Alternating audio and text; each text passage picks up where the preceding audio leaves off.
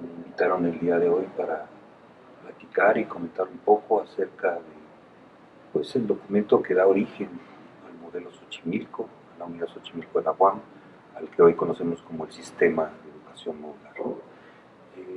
El documento que da origen a esto tuvo tres nombres: Anteproyecto para la Unidad del Sur, está, Anteproyecto para la Unidad del Sur, Documento Villarreal o Documento Xochimilco. Lo conocimos así, con los tres nombres. Se llamó, su título original fue el de Anteproyecto para la Unidad del Sur de la Universidad Autónoma Metropolitana, porque el doctor Ramón Villarreal fue invitado por el arquitecto Pedro Ramírez Vázquez, rector general de la UAM, para diseñar el modelo educativo de la unidad Xochimilco de la UAM, que todavía no se sabía dónde iba a estar, solo se sabía que iba a estar en el sur. El doctor Villarreal era un funcionario de la Organización Panamericana de la Salud que trabajaba en educación médica en los años 70, junto con otros dos médicos latinoamericanos muy importantes, el doctor José Roberto Ferreira, brasileño, y el doctor Juan César García, argentino. Ellos tres escribieron este documento. Es un producto de una discusión y un trabajo colectivo de tres médicos latinoamericanos de tres regiones de Latinoamérica muy importantes y diferentes, que se enfrentaban al problema de la educación médica y del modelo médico tradicional frente a una sociedad cambiante con enormes necesidades de salud y con modelos de atención que no estaban enfocados a los problemas de salud de las poblaciones latinoamericanas. Los tres se dedicaron a eso, a trabajar en educación médica, y ellos fueron los creadores de lo que hoy conocemos como el documento Xochimilco. Esta versión que tenemos aquí es la versión de 1980. ¿Okay? La primera se editó en 74, la segunda en 75, la tercera en 76 y la cuarta en 1980. Me honro de ser editor de esta.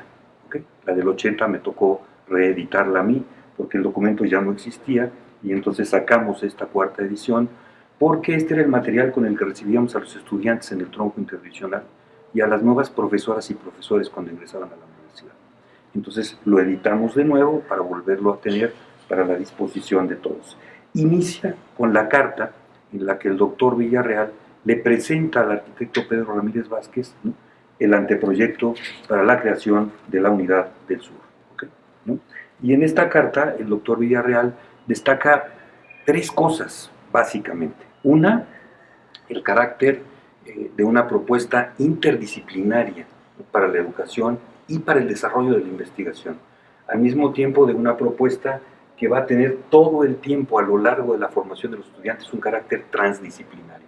Estas dos condiciones, interdisciplina y transdisciplina, aparecen en la carta misma, y en la carta él también señala con absoluta claridad que el documento es obra, ¿no?, de él, ¿no?, junto con el doctor José Roberto Ferreira y con el doctor Juan César García.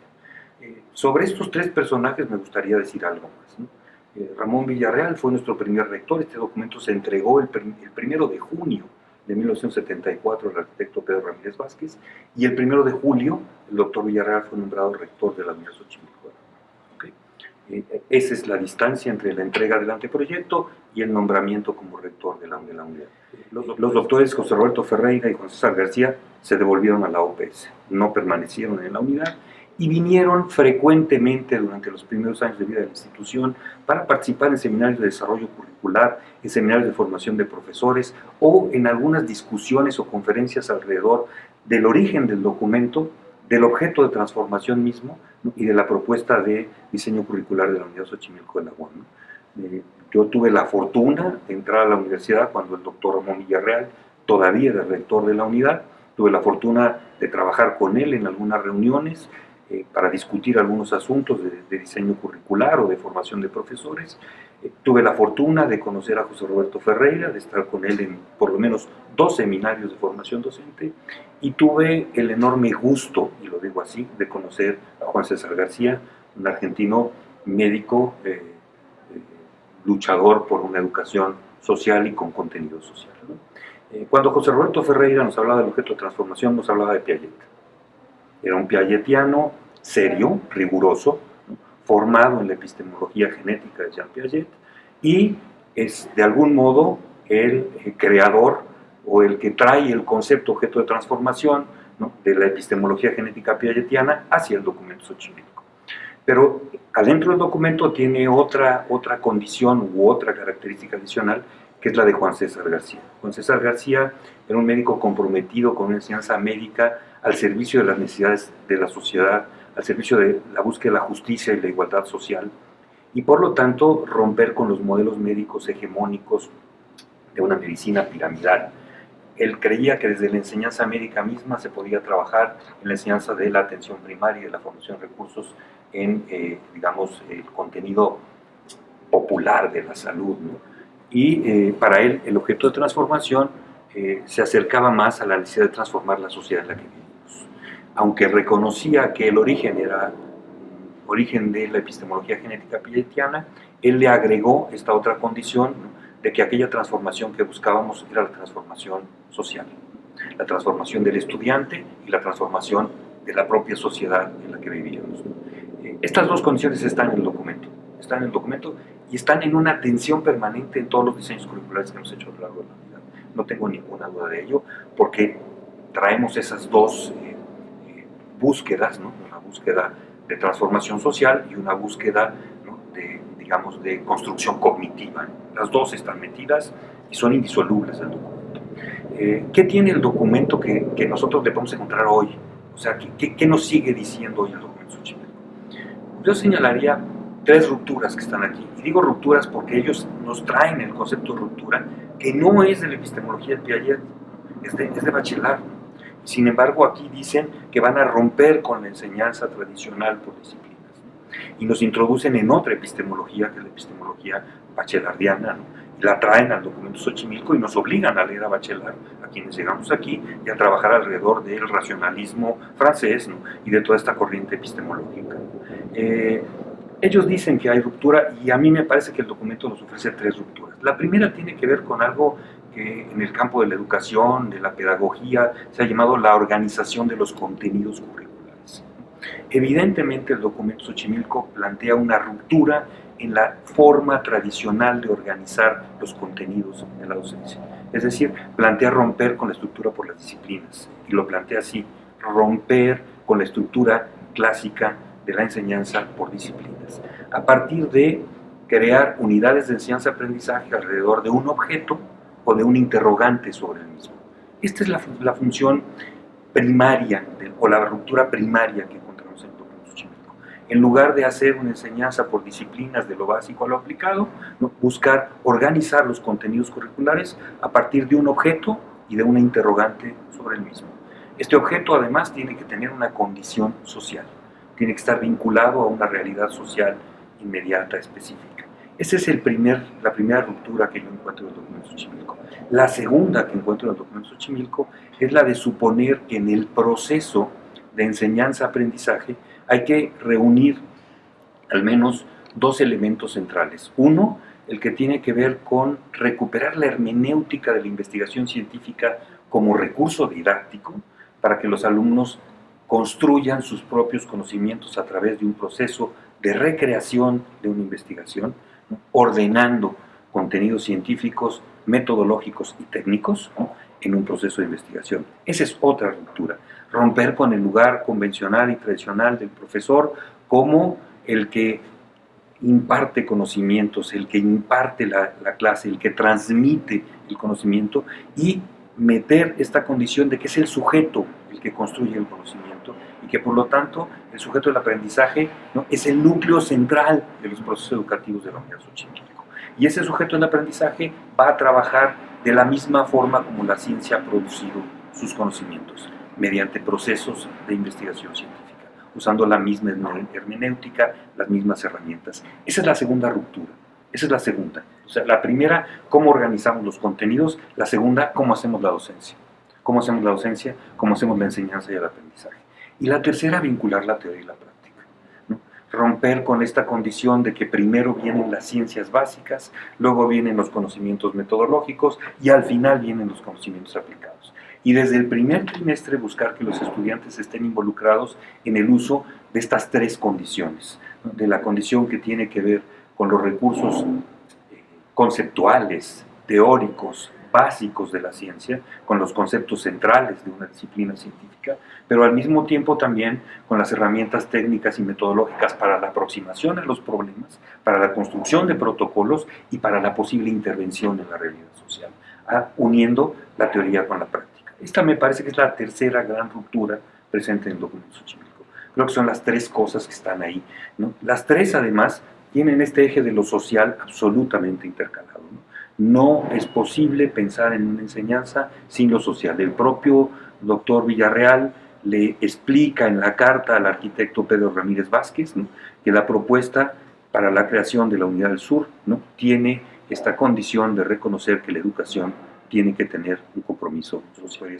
Es un anteproyecto, tiene muchísimas cosas que nunca funcionaron, muchísimas cosas que se quedaron ahí en la ilusión de quien quería construir una unidad universitaria, una unidad educativa, como unos famosos laboratorios interdisciplinarios, ¿no?, que nunca se hicieron, llamados LOT, ¿no?, o transdisciplinarios, ¿no? Me preguntaron que cómo hacíamos para hacer una coordinación de docencia en la unidad Xochimilco. A mí se me ocurrió que podríamos crear un laboratorio de tecnologías educativas para que los profesores llegaran con problemas del aula, ¿no?, y a través del uso de tecnologías educativas en un laboratorio se diseñaran experiencias de aprendizaje, se probaran y se llevaran a los espacios del aula. El LOT tenía esa función, tenía esa finalidad, la finalidad de construir un laboratorio para diseñar experiencias. Todavía no se le llamaban experiencias de aprendizaje estas cosas, no existía la nomenclatura para llamarlas así. Pero ¿qué cosas del documento nosotros tenemos que repensar o seguir repensando todavía? La primera, los autores suponían que la estructura curricular iba a ser flexible, suponían eso, y no, las estructuras curriculares de la Unidad Xochimilco son rígidas, no son flexibles. Me podrán criticar mis compañeras y compañeros de trabajo, pero entras al trimestre 1, sigues al 2, sigues al 3, sigues al 4, sigues al 5, sigues al 6, y la luz al final del camino está en el 12 o en el 15. No hay forma de transitar de un plano al otro. No me puedo mover de sexto de administración a sexto de economía, no me puedo mover de sexto de comunicación a sexto de psicología, no me puedo mover de sexto de química farmacéutica y biológica a biología, no me puedo mover de medicina a química, no puedo. El currículum tiene cero flexibilidad, es un currículum profundamente rígido. Y eso es algo que tendríamos que empezar a discutir, sobre todo con todas las propuestas pedagógicas contemporáneas y con todas las innovaciones que se han generado en los últimos 20 años en el campo de la educación. No podemos seguir teniendo una currícula rígida. Y el documento Xochimilco planteaba que fuera flexible. Se apoyaba en ello con los troncos, ¿no? La propuesta de flexibilidad partía de los troncos. Entonces, a mí me parece que el núcleo central, ¿no?, del modelo Xochimilco sigue siendo el módulo conocimiento y sociedad, y que, ¿no?, tenemos que pensar cómo hacemos para que a partir de ahí, ¿no?, la propuesta Xochimilco siga vigente.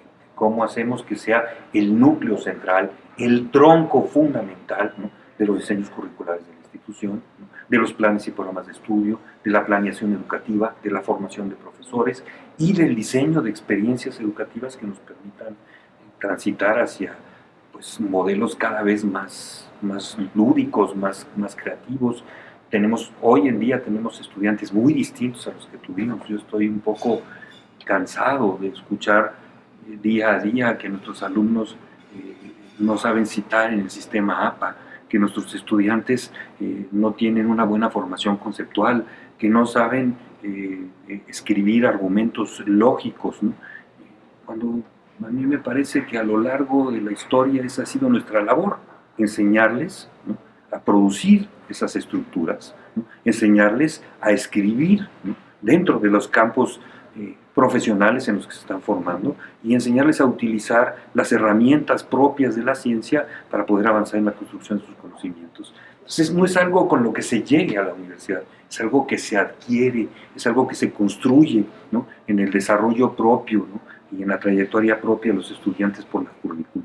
Entonces, creo que el sistema moral tiene mucho que dar todavía en esos campos, si volvemos a hacer del tronco interdivisional el tronco central, ¿no?, del modelo educativo. Desde aquí aparecía como tal, ¿no? Pues esto es algo así que yo podría como señalar para dar una introducción a esto, como para provocar que la gente se acerque a leerlo. Este es mi documento Xochimilco, ¿no? Y como verán, pues tiene mis propias marcas desde el 1980, ¿ok? Ahí siguen las marcas, y las marcas están pues donde todos las ponemos, ¿no? En hablar de qué es el objeto de transformación, en hablar de cómo reorganizar en una formación, en una educación innovadora, ¿no? Un proyecto educativo, ¿no? En hablar de una ruptura sobre las formas de organización curricular, ¿no? Etcétera, etcétera. Las mismas que cuando yo veo a compañeras y compañeros que leen el documento, las mismas que subrayamos todos, ¿no? Porque esto es lo esencial del documento Xochimilco. Esas son las partes que nos siguen dando la posibilidad de pensar qué hemos hecho, ¿no? Y quiénes somos, ¿no? Pues estamos sentados aquí hablando del documento, ¿no? Que se llamó Anteproyecto para la Creación del Sur, Documento Villarreal o Documento Xochimilco. ¿Okay? Esto